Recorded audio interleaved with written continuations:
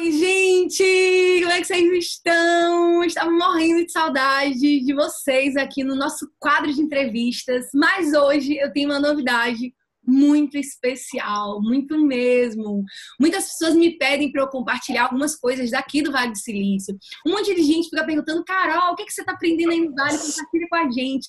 Então eu tive a ideia de compartilhar, além da minha experiência, a experiência de outros brasileiros que estiveram aqui, que moraram aqui, que trabalharam aqui, que passearam aqui. Eu quero sempre trazer pessoas para cá para ajudar você a entender o que a gente aprende no Vale. E para estrear esse quadro, eu tô aqui com a queridíssima Joyce. Mas eu não vou apresentar ela não, porque eu acho que cada um se apresenta da melhor forma possível. Então eu vou chamar a Joyce aqui para se apresentar. Joyce, como é que você tá, querida? Oi, Carol, tudo bom? Tudo Muito ótimo. feliz em estar aqui com você, estreando esse quadro, viu?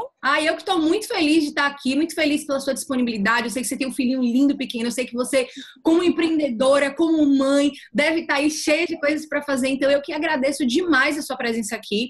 E o seguinte, eu queria que você se apresentasse para o pessoal que está te assistindo agora. Falasse quem é a Joyce, o que é que a Joyce faz. Conta aí um pouquinho de você. Ai, Carol, vamos lá.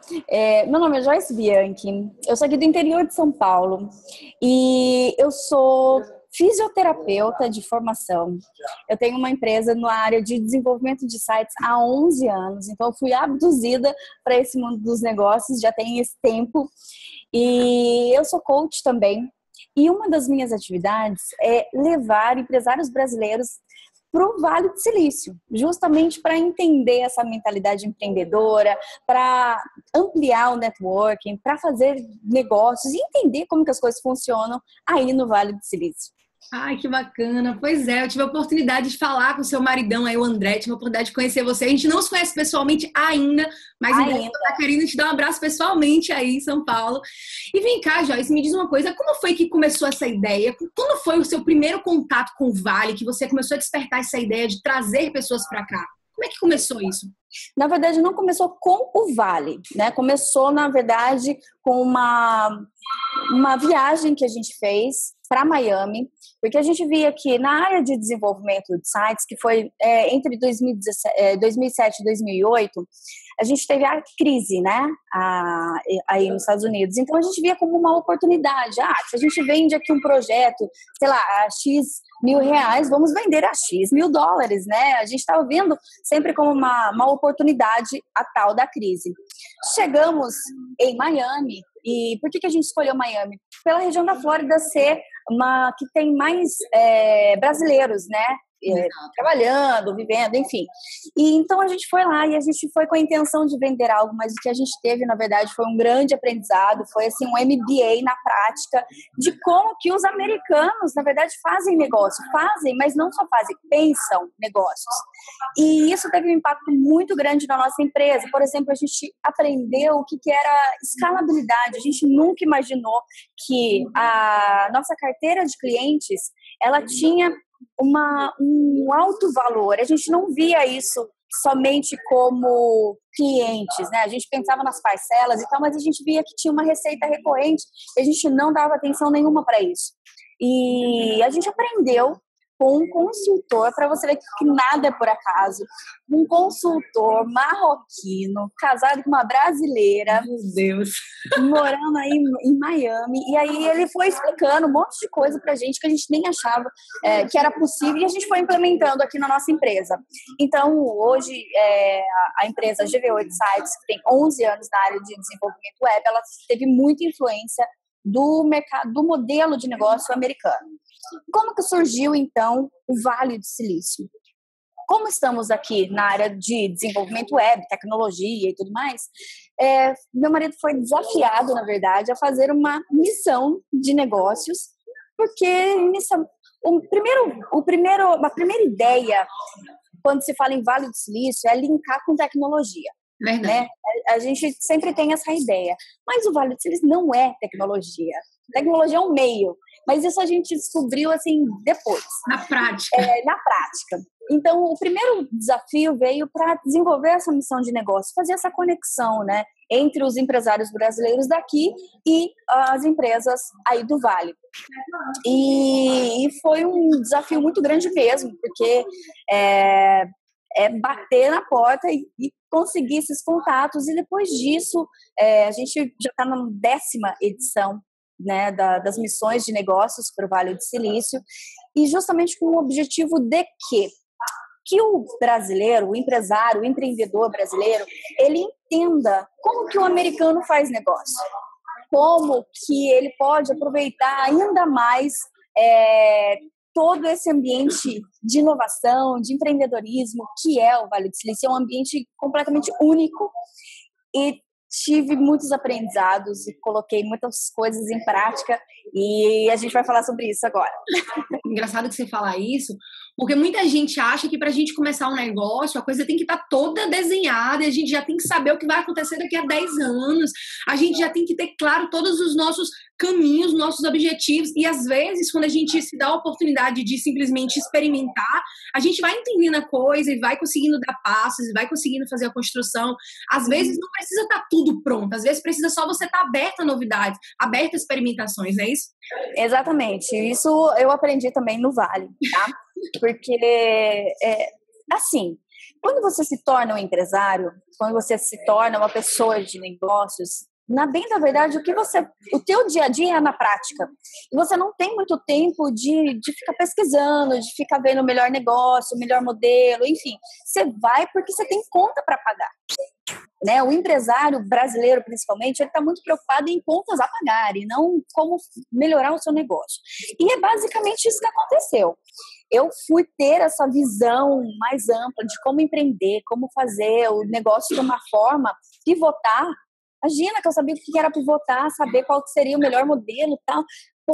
Põe do jeito que tá para rodar e vai ajustando. Então, isso realmente eu aprendi aí no Vale, que você tem que ter... A gente vai daqui para o Vale do Silício com a seguinte ideia, que ideia vale dinheiro, né? Como se você tivesse a ideia mais revolucionária e essa ideia, ela valesse, sei lá, $1 milhão. E quando você chega aí, você fala, putz, quantas ideias magníficas existem, só que assim, ideia não tem valor até que se tenha a execução. Exatamente. Né? E não existe a melhor ideia do mundo, existe a melhor ideia executada, né? E de uma ideia você tem outras vertentes. E foi isso que aconteceu. A gente foi vendo qual era a melhor opção, de que forma que era melhor a gente desenhar essas missões de negócio, porque assim, não é só ir aí e imaginar que a gente vai ser recebido por todas as empresas, a gente vai fazer uma visita técnica só para conhecer como que é a empresa. Não, a gente tinha um propósito, né? E o propósito é entender como americano, como se desenham esses negócios, como eles já nascem globais. Então, ao longo do tempo, a gente foi entendendo como que funcionava tudo isso. E tiramos a barriga do balcão e fomos justamente experienciar, vivenciar como que é na real, né? Como que as coisas têm ou deveriam acontecer da melhor forma. Tem uma coisa que eu acho bem, bem marcante aqui para mim, que é o seguinte... eu estando aqui no Vale, morando aqui no Vale já há 1 ano e pouquinho, eu percebo que o americano tem muito aquela vontade de se destacar. Ele começa para se destacar. E teve uma vez que eu percebi isso, que foi muito claro para mim. A gente foi num jogo de beisebol aqui perto da minha casa, e a gente ficou assistindo um jogo de beisebol infantil.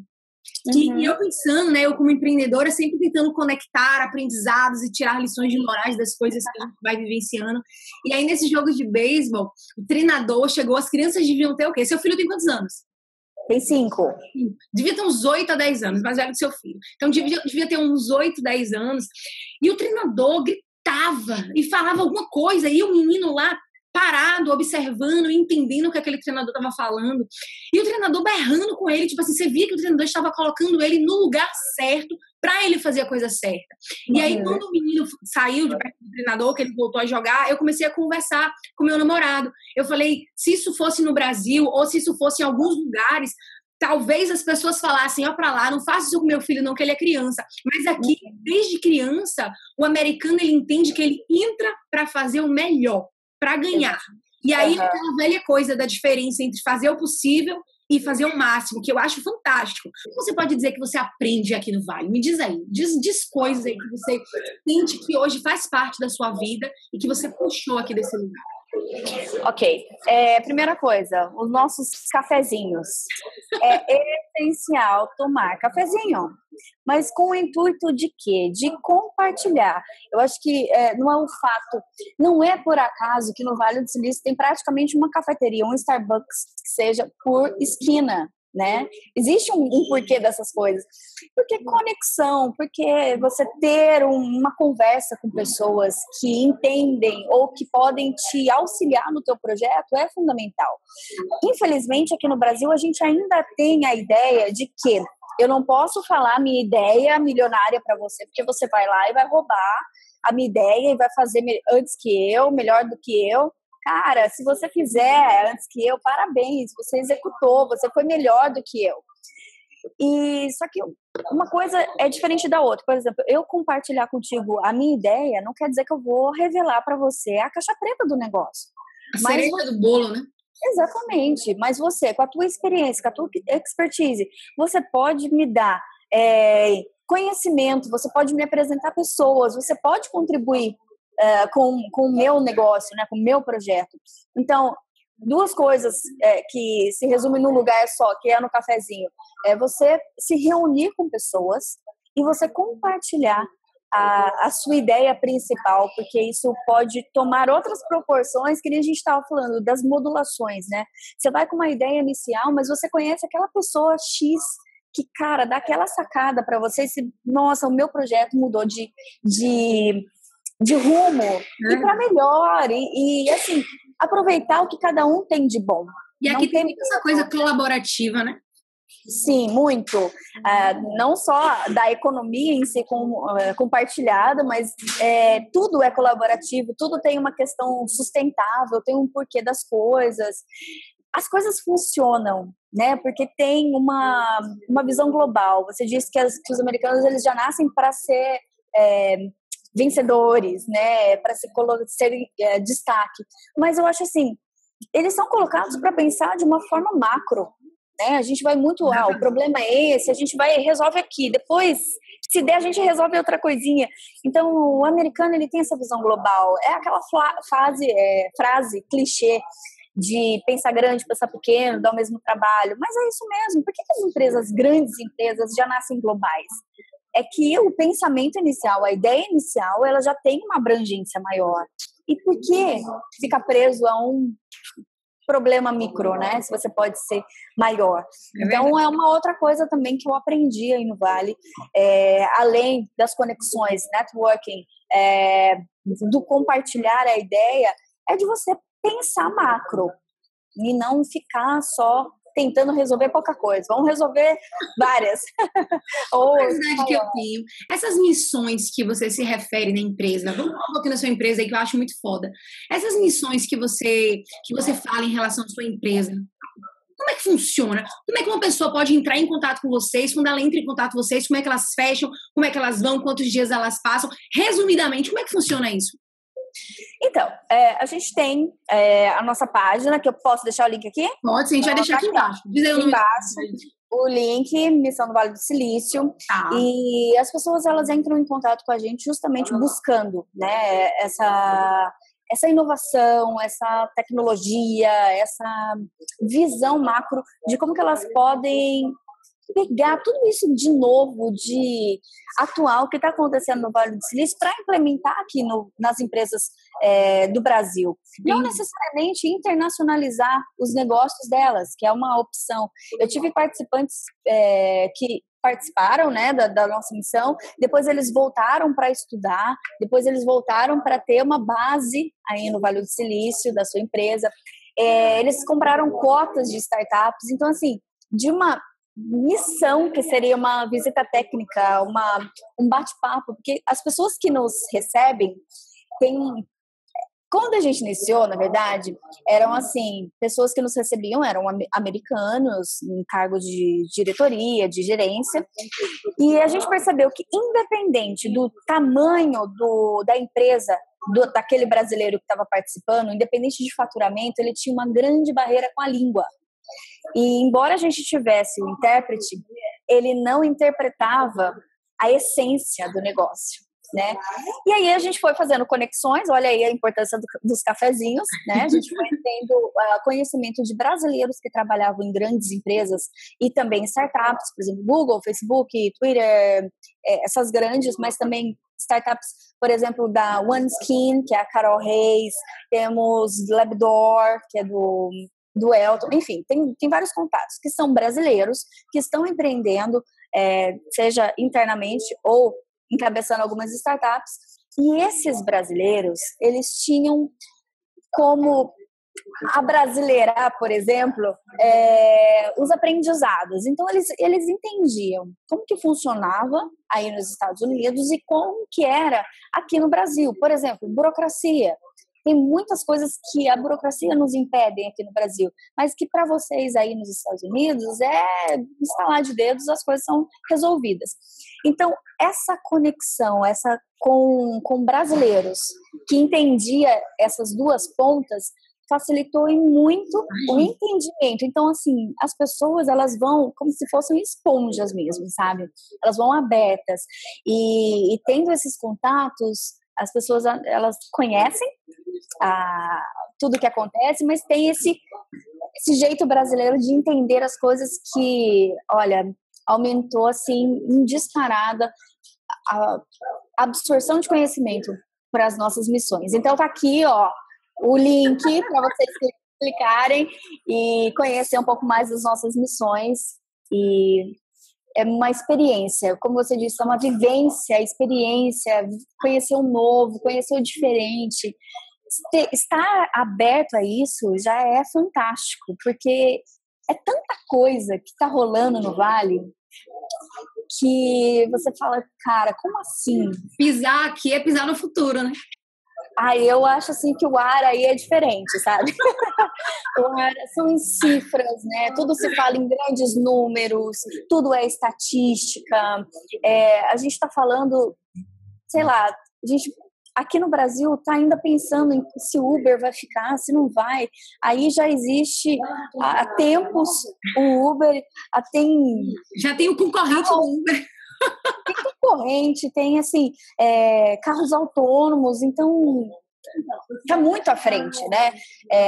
Talvez a gente tenta replicar o Vale do Silício em vários locais, mas não se replica a cultura, né, Carol? Então, assim, é muito legal essas iniciativas, que nem aqui no Brasil a gente tem, por exemplo, São Pedro Valley, em Minas, né? E só que assim, não dá para replicar a cultura. E isso eu acho muito legal também, que é o quê? Esse aprendizado das multiculturas que aí existem, né? São mais de 100 nacionalidades. Muita gente diferente. E cada pessoa que está aí, ela carrega consigo uma particularidade, um valor, um conhecimento que, com toda certeza, faz a diferença nos projetos que elas estão participando, que elas estão investindo, enfim. Essa multipluralidade de conhecimento, de cultura, é muito gostoso. E você aprender a ouvir o ponto de cada um, a respeitar também, né? A ser tolerante, porque eu acho que quando você convive com muita gente diferente, além de pensar estrategicamente no seu negócio, você também muda como ser humano.